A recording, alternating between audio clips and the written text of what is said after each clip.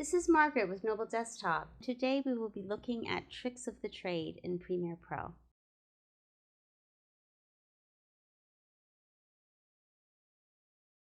One of the more common uses of needing to copy and paste on the timeline is to duplicate a graphic element of some kind on your upper track.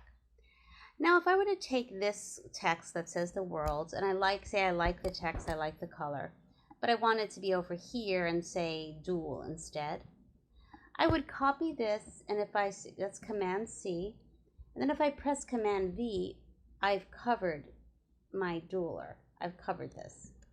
So I'm going to Command Z to undo that. So let's take a look over here on these little toggle items on the inner track. The outer track, as you might remember from another lesson, have to do with footage coming in from your source monitor to your timeline. These determine where they fall on your timeline. There's no A here because there's no audio associated with this track. If I were to double click on this musician, you'll notice suddenly I have a V1 and an A1. There's audio associated with this clip.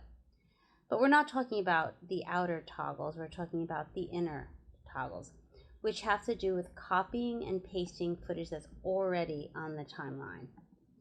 So if I want this text to fall above this image, I would be moving the inner toggles. I'm going to press V2 and deselect V1. It's always going to default to V1, so you have to deselect it. And now when I press Command V, the text has fallen above it, and I could just double click on it.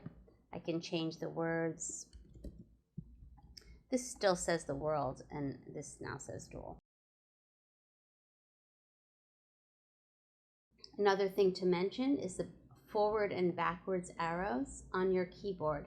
If you press the up arrow, it takes you backwards all the way in your timeline. The down arrow takes you forward on every cut that's on the main video track, meaning V1. If you have multiple tracks, as you'll see, it didn't stop at these other B-roll. If I were to include V2 on that line, it would stop at every track on V2 as well as V1. So that's another use for these tabs in addition to copying and pasting on your timeline. The Option key duplicates your footage, your audio, or your video. By holding down the Option key, you've duplicated your clip. Just hold down the Option key, click on your clip, hold down the Option key, and lift up. It's duplicated. If it's audio that you're duplicating, move down, duplicated. Why would you want to duplicate your clip? There are a lot of reasons. One of the reasons can be when working with the opacity blend mode. The opacity blend mode will take footage and combine it in a new way. These are identical clips. I'm going to click on this clip. I'm going to go to Effects Control. Here is your motion opacity time remapping. Opening opacity, you'll see blend mode. I'm going to say screen. That instantly lightens it. If I say multiply,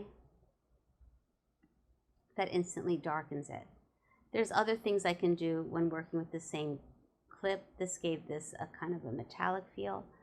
Just to scoot this over on a different clip, you can combine clips with opacity blend mode in an assortment of really fun ways. There's a lot of creative options for you. Here's the world over them. Maybe I'll put it on the world instead of on the clip. Let's see how that works.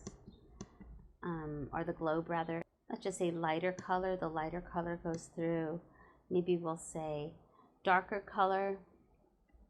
Have the darker colors be blended. Color burn. I hope you've enjoyed this video on Tricks of the Trade. This has been Margaret with Noble Desktop.